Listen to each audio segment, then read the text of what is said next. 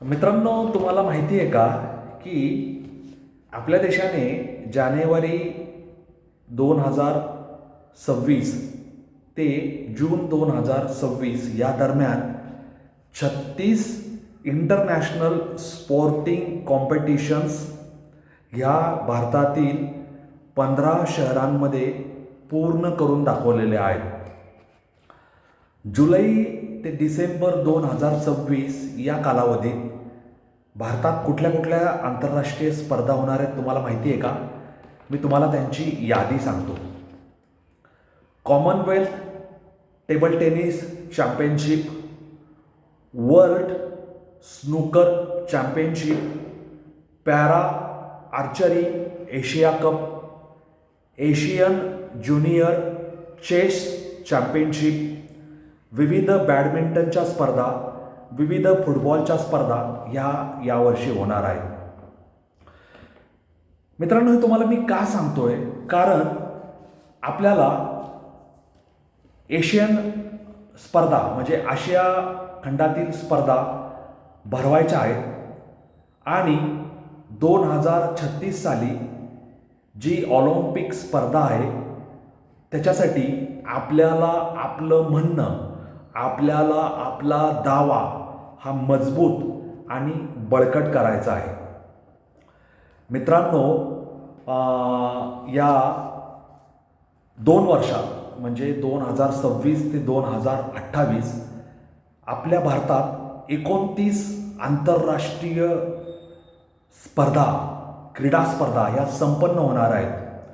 याच्यातून आपण जगाला काय सांगतोय की आम्ही जागतिक स्पर्धा आयोजित करण्यास, त्या यशस्वीपणे त्याचं नियोजन, संयोजन, कुशलतेने त्या पार पाडण्यास सक्षम आहोत.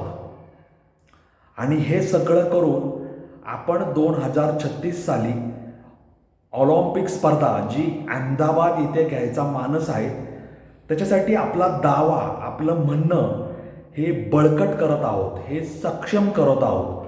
कारण आपण जर विविध आंतरराष्ट्रीय स्पर्धा आपल्या देशात यशस्वीपणे पार पाडल्या तर जागतिक स्तरावर आपल्याला हे दाखवून देता येईल की हो, ऑलिम्पिक स्पर्धा भरवण्या एवढं आर्थिक बळ, एवढं पायाभूत सेवा सुविधांचं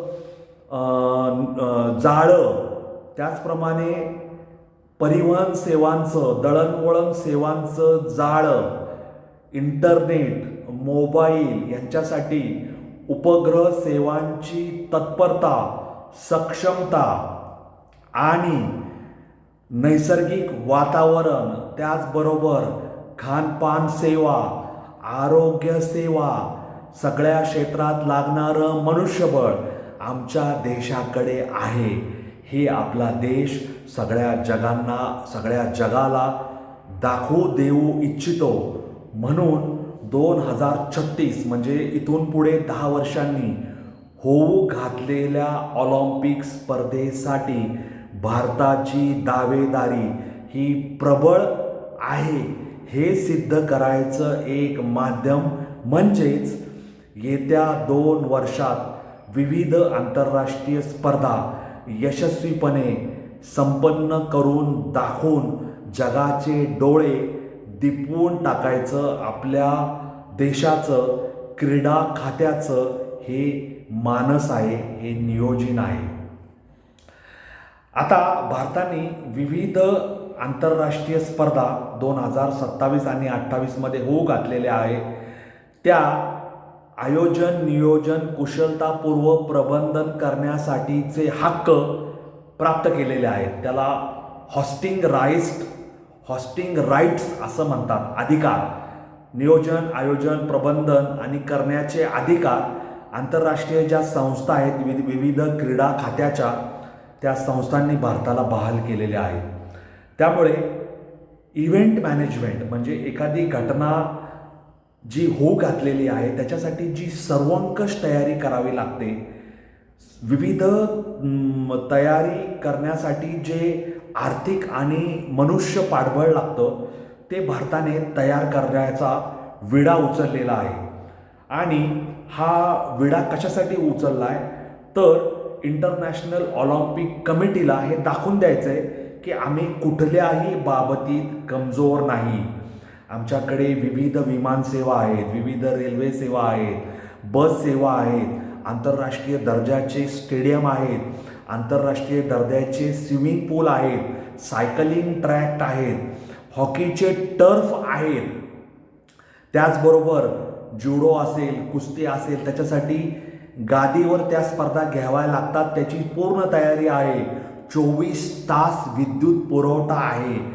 तशा दर्जाचे पंच, ज्याला आपण रेफरी म्हणतो, ते आहेत. त्यामुळे आमच्याकडे काय नाही, आमच्याकडे हे सगळं तयार करणारं, त्याचं संरक्षण करणारं, त्याच्या रखरखाव मेंटेनन्स अँड रिपेअर करणारं कुशल असं तांत्रिक मनुष्यबळ आहे. हे जगाला आपल्याला दाखवून द्यायचं आहे. त्यामुळे आम्ही ग्लोबल स्पोर्ट्स हब आहोत हे सिद्ध करण्यासाठी आपण धडपडत आहोत. आपण अविरत मेहनत घेत आहोत. कॉम्पिटिटिव्ह एक्सपोजर म्हणजे विविध स्पर्धांना आपण संपन्न करून दाखवतो आणि त्या स्पर्धांच्या माध्यमातून आपली तयारी आपण जोखत आहोत, तपासत आहोत. हे मला अप्रत्यक्षरित्या तुम्हाला सांगायचं आहे. आपला देश अशा पद्धतीने तयारी करत आहे. त्यामुळे ग्लोबल रेप्युटेशन, जागतिक स्तरावर आपली प्रतिमा, आपली प्रतिभा आणि आपली प्रतिष्ठा आपण आजमावत आहोत. हे आपण विविध स्पर्धा घेऊन दाखवून देत आहोत. 2026, 2027, 2028. आता 2036 मध्ये ऑलिम्पिक स्पर्धा घ्यायचं आपलं नियोजन आहे, मान्य आहे.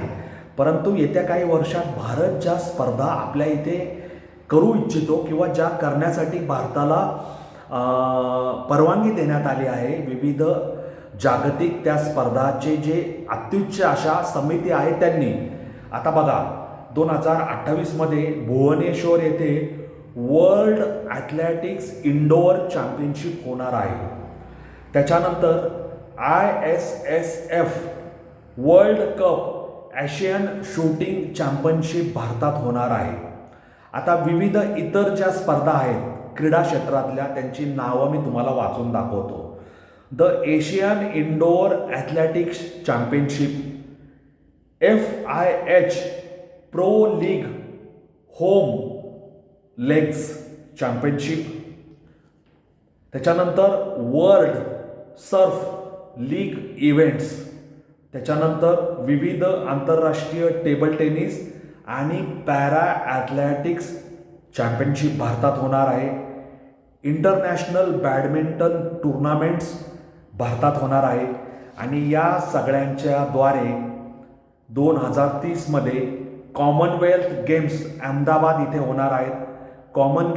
गेम्स म्हणजे काय तर राष्ट्रकुल क्रीडा स्पर्धा जी आत्ता ग्लासगो येथे संपन्न होत आहे 2026ची, 2030ची ती अहमदाबाद येथे होणार आहे.